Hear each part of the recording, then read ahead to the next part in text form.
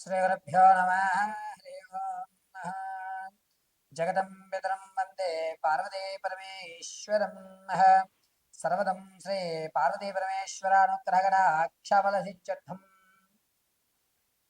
మన యొక్క స్థితిగతులు కానీ, మనకు జరిగేటువంటి ప్రమాదాలు కానీ, మనకి కాలం కలిసి రావడం కానీ, లేదా ఇతరుల యొక్క ఇబ్బందుల వల్ల కానీ, మనం ఆర్థికంగా కృంగి కృషించడానికి కానీ, మన యొక్క ఆలోచన తప్పు మార్గాల్లోకి నడవడం కానీ, ఏదన్నా ఒక స్థలం మీద ఆశ కొద్దీ ధనాన్ని మనం పెట్టినట్లయితే కనుక దాని నుంచి అనేకమైన విపత్తులు మనం గురవుతూ ఉంటాం. కరెక్ట్గా రైట్ చాయిస్లో మనం పెట్టలేకపోయాం, ఇక్కడ పెట్టకూడదు, ఇది కొన్న దగ్గర నుంచే మనకి అనేకమైన ఇబ్బందులు కలుగుతున్నాయి, నేను ఈ స్థలానికి వచ్చిన తర్వాతే అనారోగ్య సమస్యలు పెరుగుతున్నాయి, ఆర్థికంగా రూపాయి నిలవట్లేదు ఈ ఇంట్లో అనేటువంటి అనేకమైనటువంటి ప్రశ్నలు మనం వింటూనే ఉంటాం. ఎందుకు గురుగారు ఇవి జరుగుతాయి, మేము ఎన్ని పూజలు చేస్తున్నా అవ్వడం లేదు అని అంటే, జాతక చక్రాల్ని పరిశీలన చేయడం అనేటువంటి రకరకాల విధానాలు ఉంటాయి. కొంతమంది అంశ చక్రంలో, కొంతమంది ఆరూఢ చక్రంలో, మరికొంతమంది నవాంశ చక్రంలో, మరికొంతమంది దశాంశ చక్రంలో జాతకాల్ని పరిశీలన చేస్తూ ఉంటారు. అయితే అన్ని పరిశీలనలు కూడా 100% మనకి రిజల్ట్ ఇస్తాయా అంటే కొన్ని మాత్రమే రిజల్ట్ ఇస్తాయి. అందులోనూ కర్మ సిద్ధాంతం అనుసరించి, జాతక రీత్యా అనుసరించి, గోచారంలో జరిగేటువంటి తప్పుదాల ఆధారంగా మనం జాతకాన్ని పరిశీలన చేసుకోవాలి. మొట్టమొదటిగా శనీశ్వరుడు, చంద్రుడు, శుక్రుడు ఈ ముగ్గురు కూడా ఎవరితో కలుస్తున్నారు అనేది మనం ప్రధానంగా నిర్ణయం తీసుకోవాలి. అయితే ఈ 28వ తారీఖు నుంచి జనవరి 15వ తారీఖు వరకు కూడా శనీశ్వరుడు రాహుతో కలగడం, శుక్రుడు రవికుజులతో ఉండడం వల్ల జరిగేటువంటి విపత్తులు, దీని కారణంగా ఈ ద్వాదశ రాశుల వారికి కూడా, అంటే మేషం మొదలు పెట్టుకుని మేనం వరకు కూడా జనవరి 15వ తారీఖు వరకు ఏ విధమైన మార్పులు జరగబోతున్నాయి అనేది మనం ఒకసారి పరిశీలన చేసుకోవాలి. ఈ 28వ తారీఖు నుంచి ప్రారంభమయ్యి జనవరి 15 వరకు కూడా అనేక రకాలైనటువంటి మార్పులు జరగడం వల్ల కొన్ని విపత్తులు ఈ ద్వాదశ రాశుల వారు ఎదుర్కోవడం జరుగుతుంది.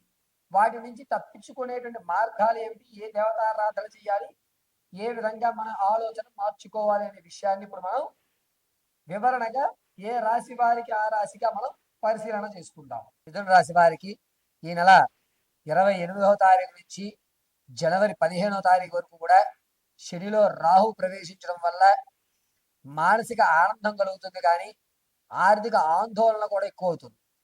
ఆర్థికంగా మీకు వచ్చేటువంటి ధనం అనేటువంటిది ఎక్కడ ఇన్వెస్ట్ చేయాలో తెలియక తప్పులు తడకతో వేరే చోట ఇన్వెస్ట్మెంట్ చేయడం, అనవసరంగా నేను పెట్టుబడి పెట్టాలని బాధపడే అవకాశం కల్పిస్తుంది. ఆరోగ్యపరంగా కానీ, విందు వినోద పరంగా కానీ ఎక్కడ ఎటువంటి లోటు ఉండదు. రవి కుజుడు శుక్రుడు కలయిక ఉండడం వల్ల కొత్త కొత్త వ్యాపార ఆలోచనలు, వాటి దిశగా మీరు అడుగులు వేయడం, ఉన్నతమైన ఆలోచనలు కలగడం అనేది జరుగుతూ ఉంటుంది. ఈ మిథున రాశి వారు పాత స్నేహితులతో కొత్త పొంతలుగా మార్గాలు ఆలోచించుకుని వ్యాపారాలు ప్రారంభం చేయాలని ఎక్కువ మీ యొక్క శ్రమని, సమయాన్ని రెండింటినీ కూడా వెచ్చించి జనవరి 3వ తారీఖు తర్వాత దాన్ని ఇంప్లిమెంటేషన్ చేసుకుని ఒక స్థిరమైనటువంటి సెకండ్ ఇన్కమ్ జనరేట్ చేసుకునే అవకాశం జనవరి 3వ తారీఖు తర్వాత నుంచి ఏర్పడుతుంది. మిథున రాశి వారికి శనిలో రాహు కలియక ఉండడం వల్ల దవడ నరాలు, ముక్కు యొక్క సమస్యలు అనేటువంటివి ఎక్కువయ్యే అవకాశం ఏర్పడుతోంది. వీరు పాత బంధాలని కావాలని వెతుక్కుంటూ వెళ్ళి మళ్ళా మీ జీవితంలో తెచ్చుకుని వాటితోటే నాకు ఆనందం ఉంది అని పాత బంధాలతో మాత్రమే మీరు ఈ డిసెంబరు, జనవరి 12వ తారీఖు వరకు కూడా పాత బంధాలని కొనసాగిస్తూ ఉంటారు.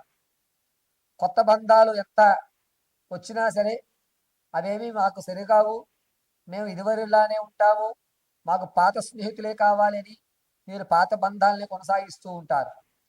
ఇక ఈ నెల నుంచి ప్రారంభం చేసుకుని 28వ తారీఖు నుంచి ప్రారంభం చేసుకుని జనవరి 6వ తారీఖు వరకు కూడా అనారోగ్య సమస్యలు ఎక్కువవుతుంటాయి. ఆరోగ్యం మీద చాలా శ్రద్ధ వహించాలి.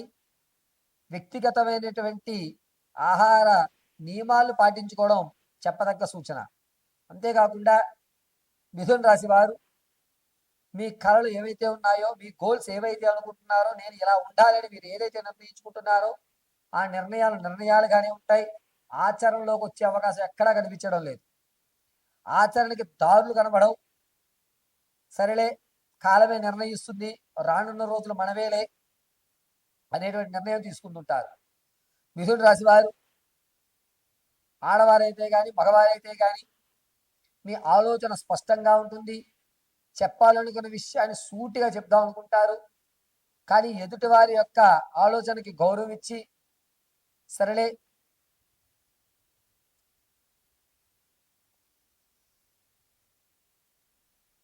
ఏముందే వాళ్ళు బాధపడతారేమో అని మీ నిర్ణయాన్ని ఆపేస్తారు. దీనివల్ల రానున్న రోజుల్లో మీకు అనేకమైన ఇబ్బందులు కలుగుతుంటాయి. కాబట్టి మీరు ఏం చెప్పాలనుకుంటున్నారో నిర్మొహమాటంగా నిర్భయంగా చెప్పేయండి, కానీ ముసుగులో గుద్దులాటలు ఆడవద్దు.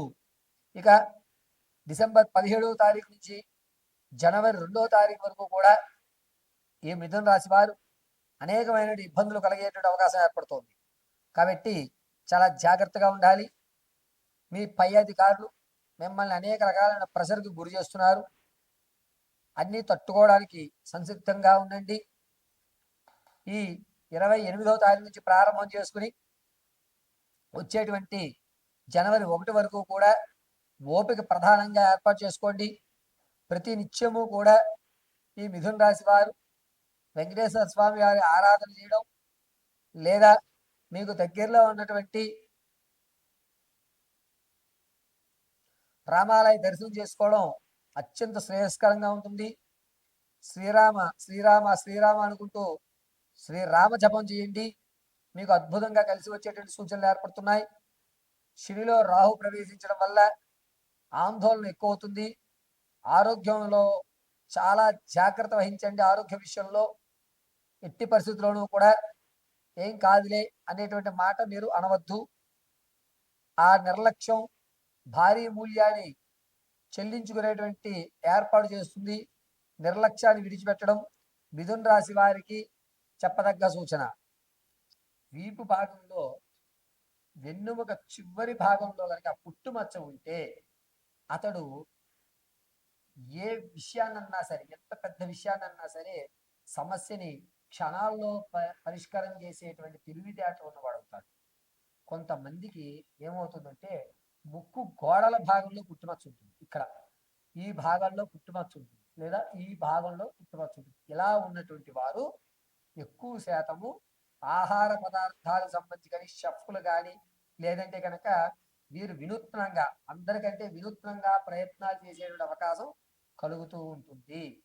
ఇక ఈ భాగం నుంచి ఈ భాగం వరకు ఎవరికైతే పుట్టుమచ్చ ఉంటుందో వారు కనుక ఆశ్లేష నక్షత్రంలో పుడతారో పరిపూర్ణమైన సుబ్రహ్మణ్య స్వామి కటాక్షం కలుగుతుంది. ఇది ఖచ్చితం. ఇక్కడ పుట్టుమచ్చ ఉన్న వారి యొక్క ధనాన్ని మనం తీసుకుంటే వారి దగ్గర నుంచి కలిసి వస్తుంది. వారు కూడా ఒక ఉన్నతమైన స్థాయిలో ఉంటారు.